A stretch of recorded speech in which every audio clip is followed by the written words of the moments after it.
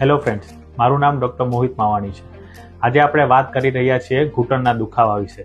મોટી ઉંમરે ઘૂંટણના દુખાવા થવા એ બહુ સહેજ વસ્તુ છે, પણ તમારે ડૉક્ટરની સલાહ ક્યારે લેવાની છે?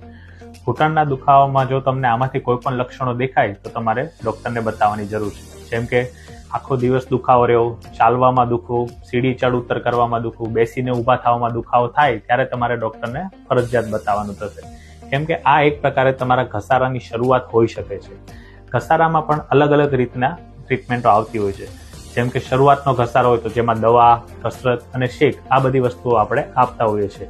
જ્યારે ઘસારો એના કરતાં પણ આગળ હોય અને આ બધાથી રાહત ના થતી હોય તો આપણે અંદર ઓઇલનું ઇન્જેક્શન અથવા તો સ્ટીરોઇડનું ઇન્જેક્શન મૂકીને અંદર દુખાવામાં એમાં રાહત કરતા હોય છે.